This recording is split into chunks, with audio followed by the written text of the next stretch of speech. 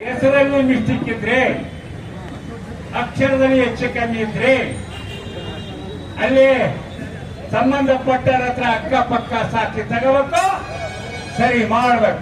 ಕೇಳೋಣ ಬೇಡ. Number 1. Number 2 ಏನದು ಮ್ಯಾಪಿಂಗ್ ಏನ್ ಮಾಡಿದ್ರಿ, ಯಾರು ಇಟ್ಕೊಂಡಿರಿ, ಯಾರು ತೆಗೆದಿರಿ, ಯಾವ ಕಾರಣಕ್ಕೆ ಅನ್ನೋದನ್ನ ವೆಬ್ಸೈಟ್ ಅಲ್ಲಿ ಹಾಕಿ ಇಡೀ ಕರ್ನಾಟಕದ ಜನತೆಗೆ ಅದನ್ನ ಮುಕ್ತವಾಗಿ ಪಾರದರ್ಶಕವಾಗಿ ತೋರಿಸ್ಬೇಕು. ಕೇಳಂದ್ರೆ ಬೇಡ. ಮೂರನೇದು, ಪ್ರತಿ ಗ್ರಾಮ ಪಂಚಾಯತಿ ವಾರ್ಡ್ ಮತದಾರರ ಪಟ್ಟಿ 2002 ಇಲ್ಲಿವರೆಗೆ ಏನೈತೆ ಅದನ್ನು ಪ್ರಕಟಿಸಬೇಕು. ಅದರ ಜೊತೆಗೆ ಈಗೇನು ಮಾಡಿದಿರಿ ಅದನ್ನು ಪ್ರಕಟಿಸಬೇಕು. ಅದರಲ್ಲಿ ಏನು ವ್ಯತ್ಯಾಸ ಇದ್ರೆ ಅಲ್ಲಿಯ ಗ್ರಾಮ ಸಭೆಯಲ್ಲಿ ಜನರನ್ನ ಒಪಿನಿಯನ್ ಕೇಳಿ ಅದನ್ನ ಸರಿಪಡಿಸಿ ಗ್ರಾಮ ಮಟ್ಟ ವಾರ್ಡ್ ಮಟ್ಟದಲ್ಲಿ ಸಭೆ ನಡೆಸಿ ಇತ್ಯರ್ಥ ಮಾಡಬೇಕು. ಕೇಳಂದ್ರ ಬೇಡ. ಇನ್ನು 3 ಬರೀ 3 ತಿಂಗಳ ಇಟ್ಟ 106 ಕೆಲಸ ನಮ್ಮ ಹಳ್ಳಿಗಳ ರೈತರಿಗೆ, 16 ಕೆಲಸ. ಕನಿಷ್ಠ ಈ ಪ್ರಕ್ರಿಯೆ 1 ವರ್ಷಗಳ ಕಾಲ ನಡೆಸಬೇಕು. 1 ವರ್ಷ ಬೇಕು. 58,000 ಬೂತ್ಗಳಲ್ಲೂ ಕರ್ನಾಟಕದಲ್ಲಿ 58,000 ಬೂತ್ಗಳಲ್ಲಿ ಪಾರದರ್ಶಕವಾಗಿ ಆಗ್ಬೇಕಂದ್ರೆ ಕನಿಷ್ಠ 1 ವರ್ಷ ಅವಧಿಗೆ ಅದನ್ನು ಏರಿಸಬೇಕು. ಕೇಳ್ಬೇಕಲ್ಲ. ನೆಕ್ಸ್ಟ್, ಮದುವೆ ಆಗಿರ್ತಕ್ಕಂಥ ಹೆಣ್ಮಕ್ಳು ತಂದೆ ತಾಯಿ ಮನೆಗೆ ಒಂದು ಹೆಸರು, ಗಂಡನ ಮನೆಯಲ್ಲಿ ಒಂದು ಹೆಸರು. 26,000 ಹಳ್ಳಿಗಳಲ್ಲಿ ಈ ಸಂಪ್ರದಾಯ ಇವತ್ತಿಗೂ ಮುಂದುವರೆದಿದೆ. ಅಂತ ಸಂದರ್ಭದಲ್ಲಿ ಆ ಮಹಿಳೆಯರನ್ನ ಗಂಡನ ಮನೆಯ ಹೆಸರು ಏನಿತ್ತು ಅದಕ್ಕೆ ಅವರ ಅಪ್ಪನ ತವರು ಮನೆ ಹೋಗಿ ಅವರ ಅಪ್ಪನ ಅವ್ವನ ದಾಖಲಾತಿ ಕೇಳಲು ಅವಿದ್ಯಾವಂತರು ನಮ್ಮ ಮಹಿಳೆಯರು. ಗ್ರಾಮೀಣ ಪ್ರದೇಶದ ಅವಿದ್ಯಾವಂತರು ಅದಾರೆ. ಅವರು ಹುಟ್ಟಿ ಸರ್ಟಿಫಿಕೇಟ್ ತಗೊಂಬರಿ ಅಂದ್ರ ಇದೆಲ್ಲ ಆಗ್ಲಾರ ಕತೆ. ಪಂಚನಾಮ ಮಾಡ್ಬೇಕು, ವಾಸದ ದೃಢೀಕರಣ ಪತ್ರ ತಗೋಬೇಕು. ಈ ಮಹಿಳೆ ಈ ದೇಶಕ್ಕೆ ಹೋಗಲಂತ ಸಾಬೀತು ಮಾಡಿಕೇಬೇಕು. ಅವ್ರನ್ನ ಓಟಲ್ಲಿ ಸೇರಿಸ್ಬೇಕು. ಕೇಳಿದ್ರೆ ಇದು 4ನೇ. 5ನೇ ರಾಜ್ಯ ಇಷ್ಟು ವಿಚಾರಗಳನ್ನ ರಾಜ್ಯ ಸರ್ಕಾರ ಬಹಳ ಪ್ರಮುಖವಾಗಿ ಒಂದು ಕೆಲಸ ಮಾಡಬೇಕು. ಈಗ ಅವ್ರ್ಯಾರ ಮುಖ್ಯಮಂತ್ರಿ ಬದಲಾವಣೆ ಅದು ನಡೆಸ್ಕೊಂಡ್ರಿ ತೊಂದ್ರಿಲ್ಲ. ಪ್ರಜಾಪ್ರಭುತ್ವದಲ್ಲಿ ಇವೆಲ್ಲ ಮಾಮೂಲು. ಯಾರಾದ್ರೂ ಮುಖ್ಯಮಂತ್ರಿ ಆಗಲಿ ರಾಜ್ಯದ ಹಿತ ಕಾಪಾಡಿ. ನಾವು ರಾಜ್ಯದ ಮುಖ್ಯಮಂತ್ರಿಗಳು ಯಾರಾಗಿ ಬರ್ತೀರಿ ಅವರಿಗೆ ಬಹಳ ಸ್ಪಷ್ಟವಾದ ಸಂದೇಶವನ್ನು ಈ ಹೋರಾಟದ ಮೂಲಕ ಕೊಡ್ತೀವಿ.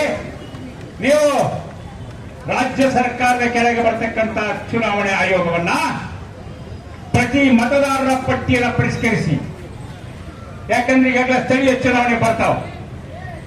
ಆ ಸ್ಥಳೀಯ ಚುನಾವಣೆ ಮುಂಚಿತವಾಗಿನೇ ಕರ್ನಾಟಕದ ಪ್ರತಿಯೊಬ್ಬ ಮತದಾರರಿಗೂ ಒಂದು ಮತದಾರರ ಐಡೆಂಟಿ ಕಾರ್ಡ್, ಒಂದು ಚೀಟಿಯನ್ನ ಪ್ರಥಮವಾಗಿ ನೀವು ಒದಗಿಸಬೇಕು.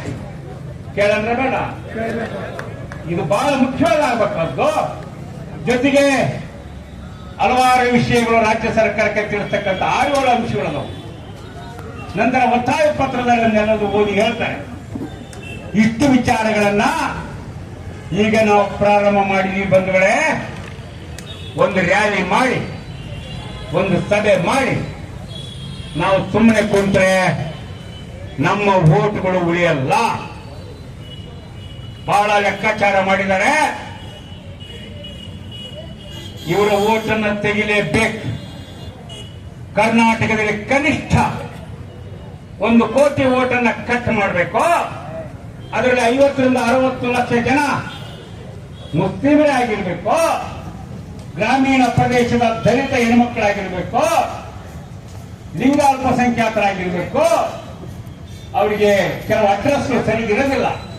ಈ ಸಂದರ್ಭವನ್ನು ದುರುಪಯೋಗ ಮಾಡಿಕೊಂಡು ಅವರ ಮತವನ್ನ ಇರುವಂತೆ ಮಾಡುವ, ನಮ್ಮನ್ನ ಎರಡನೇ ದರ್ಜೆಯ ಪ್ರಜೆಗಳನ್ನು ಮಾಡುವ ಈ ಪ್ರಕ್ರಿಯೆಗೆ ಕರ್ನಾಟಕದಲ್ಲಿ ಒಂದೇ ಒಂದು ನ್ಯಾಯಯುತ ವೋಟ್ ಹೋಗಲಿಕ್ಕೆ ಬಿಡೋದಿಲ್ಲ ಅಂತಕ್ಕಂಥ ಎಚ್ಚರಿಕೆಯನ್ನ ಅದು ಕೇಂದ್ರ ಚುನಾವಣಾ ಆಯೋಗ ಆಗಿರಲಿ, ರಾಜ್ಯ ಸರ್ಕಾರ ಆಗಿರಲಿ, ಕೇಂದ್ರ ಸರ್ಕಾರಕ್ಕಾಗಿರಲಿ ಇವತ್ತು ಎಚ್ಚರಿಕೆ ಕೊಡ್ತಕ್ಕಂಥ ಕಾರ್ಯವನ್ನು ಪ್ರಾರಂಭ ಮಾಡಿದೀವಿ. ಇನ್ನು ಮುಂದೆ ಇನ್ನು ಸವಾಲುಗಳು ಬಹಳ ಇವೆ. ನಮಗೆ ಸುಮ್ಮನೆ ಈ ರ್ಯಾಲಿಗೆ ಈ ಹೋರಾಟಕ್ಕೆ ಮುಗಿಯೋದಿಲ್ಲ. ನೀವು ಇಲ್ಲಿ ಸೇರಿರ್ತಕ್ಕಂಥ 1000 ಜನ 10 ರಿಂದ 12 ಲಕ್ಷ ಇರ್ತಕ್ಕಂಥ ಜಿಲ್ಲೆ ಇದು. ಎಲ್ಲ ನಮ್ಮ ಜನರಿಗೆ, ಒಬ್ರು 10ಕ್ಕೆ 10 ಜನರಿಗೆ, ಒಬ್ರು 20 ಜನರಿಗೆ ಈ ಮಾಹಿತಿಗಳನ್ನ ಕೊಡೋದ್ರ ಮೂಲಕ ಓಟ್ ಇಲ್ಲದೆ ಏನಾಯ್ತು ಅಂತಲ್ಲ, ಓಟ್ ಇಲ್ಲದೆ ನೀನಿಲ್ಲ, ನಿನ್ನ ನಾಶ ಮಾಡತಕ್ಕಂಥ ಪ್ರಕ್ರಿಯೆ ಅಂತಕ್ಕಂಥ ಎಚ್ಚರಿಸುವ ಕೆಲಸವನ್ನ ನಾವು ನೀವು ಮಾಡಬೇಕು. ಮಾಡಂದ್ರ ಮಾಡ್ತೀರಾ? ಮಾಡಂದ್ರ ಆಯ್ತು, ಮಾಡೋಣ. ನಮ್ಮ ಮತ ಉಳಿಸೋಣ, ನಮ್ಮ ಹೋರಾಟ ಮುಂದುವರ್ಸೋಣ. ಮುಂದೆ ಪ್ರಕ್ರಿಯೆಗಳೆಲ್ಲ ಇನ್ನೂ ಅನೇಕ ಅದವು, ಅವುಗಳನ್ನ ನಡೆಸಿ ಕರ್ನಾಟಕದ ಸಮಸ್ತ ಮತದಾರರ ರಕ್ಷಣೆ ನಮ್ಮ ಹೊಣೆ. ಯಾವುದೇ ಸರ್ಕಾರ ಇರಲಿ, ಯಾವುದೇ ಚುನಾವಣೆ ಆಯೋಗ ಇರಲಿ, ಚಾಲೆಂಜ್ ಮಾಡಿ ಈ ಹೋರಾಟವನ್ನು ಗೆಲ್ಲೋಣ ಅಂತಕ್ಕಂಥ ಮಾತು ಹೇಳಿ ನನ್ನ ಮಾತಿಗೆ ವಿರಾಮ ಕೊಡ್ತೀನಿ. ಎಲ್ಲರಿಗೂ ನಮಸ್ಕಾರ.